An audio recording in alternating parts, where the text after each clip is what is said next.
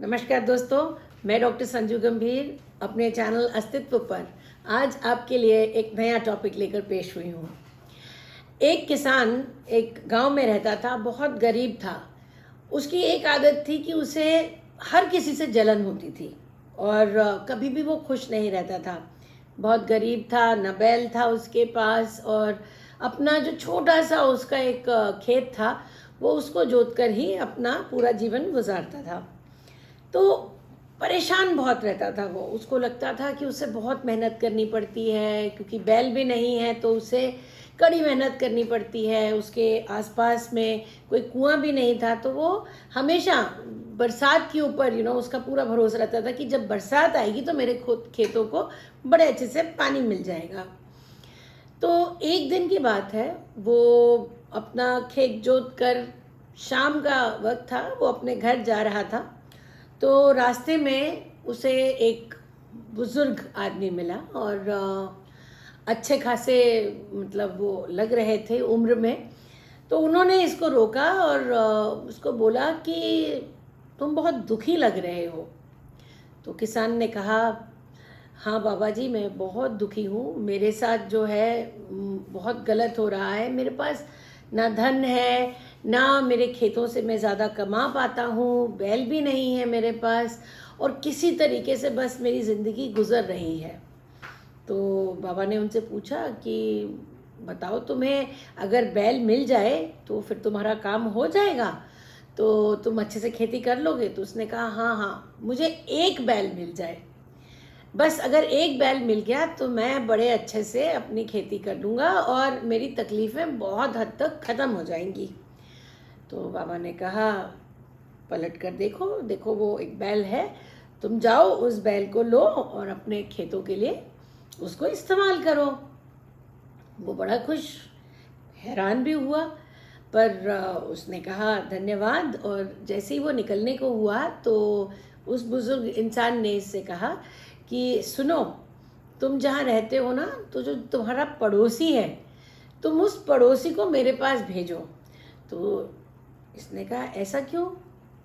तो उन्होंने कहा कि वो दो बैल हैं, तुम देखो वो दो बैल दिखाई दे रहे हैं ना, वो मुझे उससे देने हैं। अब इससे बड़ा गुस्सा आया, जलन भी हुई कि भाई मेरे को एक बैल दिया और उसको दो दे रहे हैं। उसके पास तो सब कुछ है, पैसा भी है, बड़े बड़े खेत हैं, जो मांगो उसके पास है। तो उसने इनको बोला कि ये तो आप बड़ा गलत कर रहे हैं, आपने मुझे एक दिया और उसको दो दे रहे हैं, ये तो मुझे बिल्कुल पसंद नहीं आया।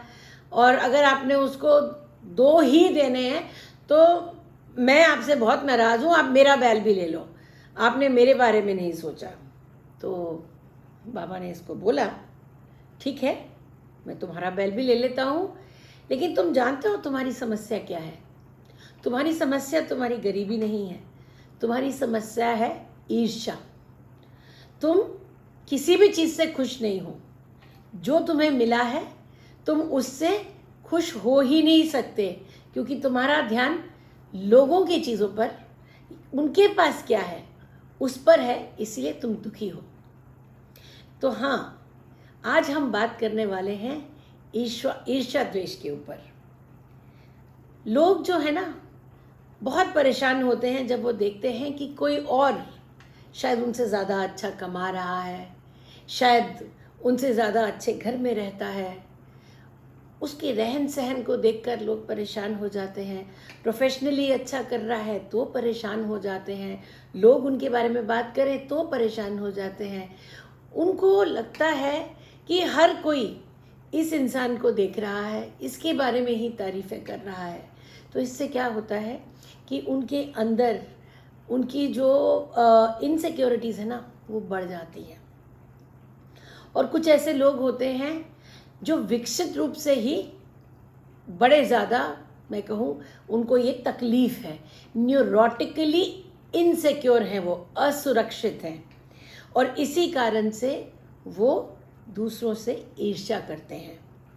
तो आइए समझते हैं कि ये लोग जो ईर्ष्या करते हैं, ये ऐसा क्यों करते हैं। ईर्ष्या एक इमोशन है और ये इस कारण से होता है क्योंकि लोगों को लगता है कि वो किसी न किसी कारण से किसी दूसरे इंसान के सामने उनमें कोई कमी है तो वो अपने आप में असुरक्षित महसूस करते हैं अपने आप को।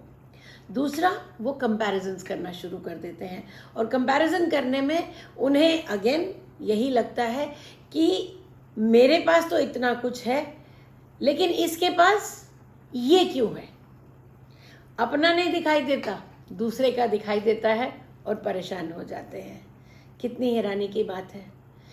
पर हाँ, ऐसा भी होता है कि हर इंसान जो ईर्ष्या द्वेष करता है वो बुरा नहीं होता, लेकिन ज़्यादातर जो ईर्ष्या द्वेष करते हैं वो किस कारण से करते हैं।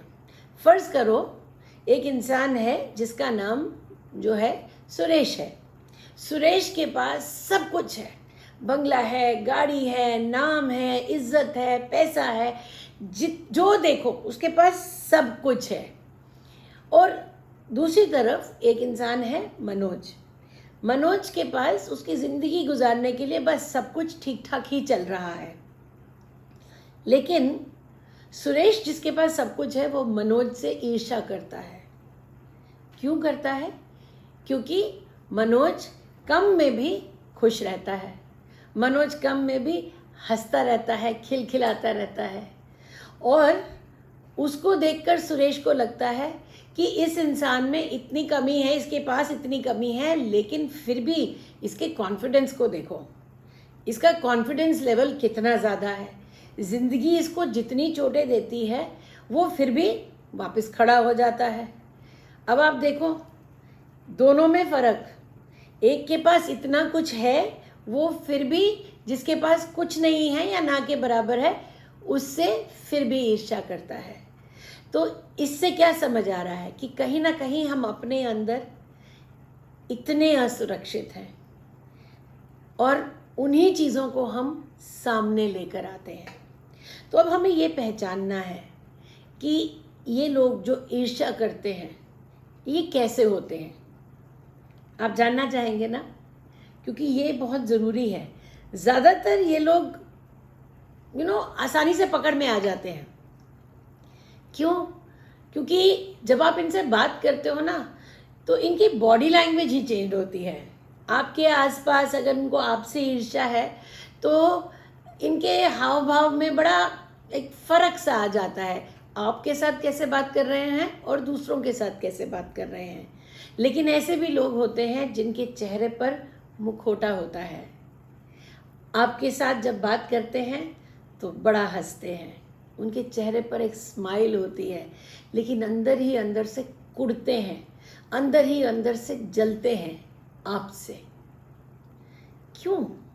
क्योंकि इनको लगता है इसके पास ये सब क्यों है, मेरे पास क्यों नहीं, मेरे पास कमी क्यों है। अब इसका तो कोई जवाब है नहीं, लेकिन अब आपको आज मैं ये बताना चाहती हूँ कि आप अगर ऐसे किसी इंसान के आसपास हैं तो आपको चौकन्ना हो जाना चाहिए और समझ जाना चाहिए कि वो इंसान वाकई में आपका दोस्त है या आपसे जलता है, आपके पीछे आपकी बुराइयां करता है। होता है ना ऐसे कि बहुत से लोग हमारे बारे में उल्टा सुल्टा बोलते हैं। ऐसा बोलते हैं कि इसको ना ज़िंदगी में हर वो चीज़ मिली, हर वो अपॉर्चुनिटी मिली जो मुझे मिली नहीं, काश मेरे वक्त ये सब चीज़ें अवेलेबल होती। ऐसा बोलते हैं ये लोग। फिर ऐसा भी सोचते हैं कि मैं इतनी मेहनत करता हूँ फिर भी मुझे ये रिज़ल्ट नहीं मिलते जो इसे बहुत से कम, मतलब बहुत कम काम करके ही मिल जाता है। वो आपकी असलियत जानते नहीं हैं। आपने अपने ऊपर कितना काम किया है, आप अपने आप में कितने कॉन्फिडेंट हैं, आपने पूरी ज़िंदगी कितनी मेहनत करी, वो सब उनको उससे कोई लेना देना नहीं है। उनको तो सिर्फ आपकी खुशी से परेशानी है। आप खुश क्यों हैं? बड़े अजीब होते हैं ये लोग। तो इन लोग को पहचानते हैं। ये लोग क्या करते हैं? फ़र्ज़ करो आप अपनी कोई बात कर रहे हो, आपने कुछ बहुत अच्छा किया, आपने ज़िंदगी में कुछ कामयाबी हासिल करी है और आप खुश हो, ऑब्वियस है, आपने अच्छा किया तो आप खुश तो हो गए ही। तो ये लोग जैसे ही आप अपनी कामयाबी के बारे में बोलना शुरू करते हो ना, ये बीच में आपको टोक देते हैं, आपको काट देते हैं, आपकी बात को तरीके से सुनते नहीं, हाँ इंटरेस्ट कम दिखाते हैं। ऐसा क्यों करते हैं ये? क्योंकि जब आप अपनी कामयाबी के बारे में बात करते हो ना, तो इनको लगता है कि ये चीज़ इसे क्यों मिल गई, इसे बड़ी आसानी से ये कामयाबी मिल गई, तो ये डिज़र्व ही नहीं करता था, अरे इसकी तो इतनी हैसियत ही नहीं थी, अपनी हैसियत से ज़्यादा इसको मिल गया। ये सब चीज़ें दिमाग में चल रही हैं, तो वो क्या हो रहा है, इनसिक्योर फील कर रहे हैं ना, गुस्सा आ रहा है उनको, परेशान हो रहे हैं कि आप अपनी तारीफ कर रहे हैं। इससे क्या हो रहा है, उनको लगता है कि आप उनको नीचा दिखा रहे हैं। आप दिखा नहीं रहे, आप ऐसा कर नहीं रहे, बट उनको ऐसा लगता है, महसूस होता है। दूसरा, जब आप इनके साथ बात करोगे ना, तो ये क्या करते हैं, बड़ी फेक सी स्माइल उनके फेस के ऊपर होती है, दिखता है। वो फेक स्माइल के थ्रू आपको समझ आ जाता है, आप बात कर रहे हो ना, अंदर जब उनके कुछ गलत चल रहा है वो चेहरे पर आ जाता है। वो कहाँ से छुपाएंगे, बॉडी लैंग्वेज तो छुपा ही नहीं पाते, उनकी बॉडी लैंग्वेज बता देती है। जब वो मुंह खोलते हैं बात करने को, हंसी तो है चेहरे पर उन शब्दों में बहुत कड़वाहट होती है जो वो बोलते हैं। वो टॉन्ट पास करते हैं, वो ऐसी बातें करते हैं जिससे आपको लगे कि आपने कुछ गलत कर दिया, मतलब आपको वो नीचा दिखाने की कोशिश करते हैं। बड़ी हैरानी की बात है। अरे एक कामयाब इंसान अपने घर में खुश रहे, आप अपने घर में खुश रहें, लेकिन नहीं, ऐसा तो होता ही नहीं है। फिर दूसरों के सामने अगर ये आपको मिलते हैं तो ये क्या करते हैं, आपके साथ बड़े खिलखिलाकर हंसते हंसते मिलेंगे, लेकिन जब आपसे बात करेंगे ना थोड़ा सा हटके, तो इनकी आवाज़ में गुस्सा होगा।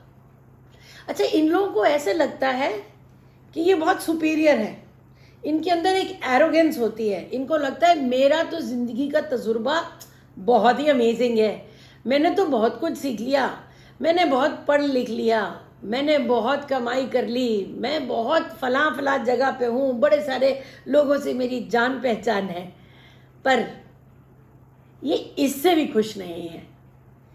आपकी कामयाबी से इनको ये लगता है कि अब मैं इसको नीचा कैसे दिखाऊं, तो वो या तो आपके चेहरे पर, आपके मुंह पर कुछ गलत बोलेंगे, या वो इतना गिर जाते हैं कि वो किसी भी तरीके से आपको गिराने पर जी जान लगा देते हैं।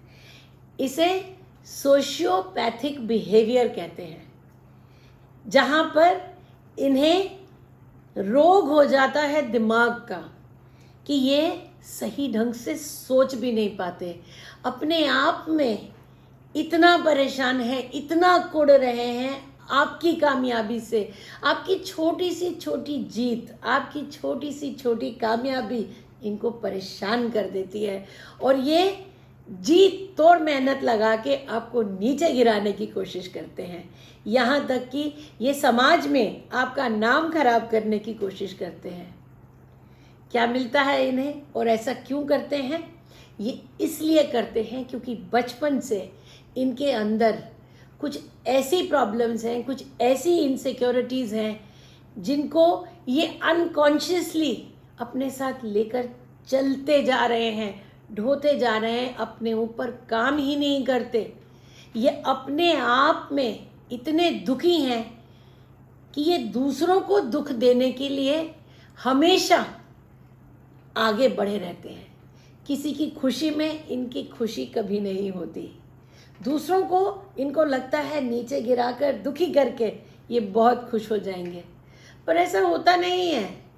क्योंकि जो इंसान अपने आप में कॉन्फिडेंट है, अपने आप में उसे पता है कि वो कॉम्पिटेंट है, उसे किसी से ईर्ष्या द्वेष होता ही नहीं।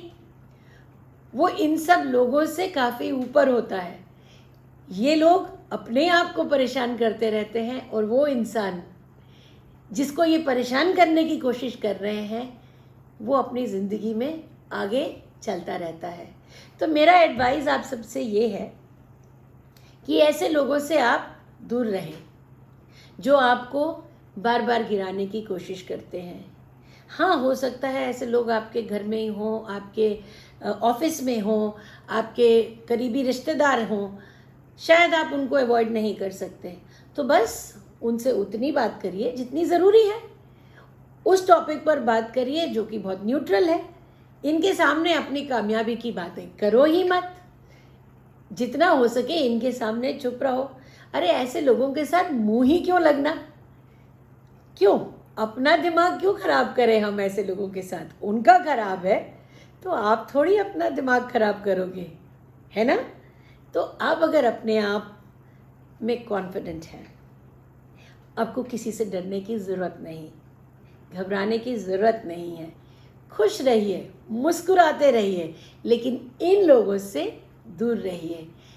आप इनको पहचानिए ज़रूर, क्योंकि ये कल को कहीं आपके साथ कोई धोखा ना कर दें।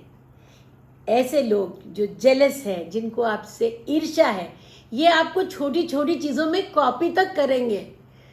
मतलब आपको हैरानी होगी ये आप कैसे तैयार होते हैं, आप क्या पहनते हैं, कैसी गाड़ी में जा रहे हैं, मतलब उसमें से वो जो भी कर सकते हैं वो करेंगे।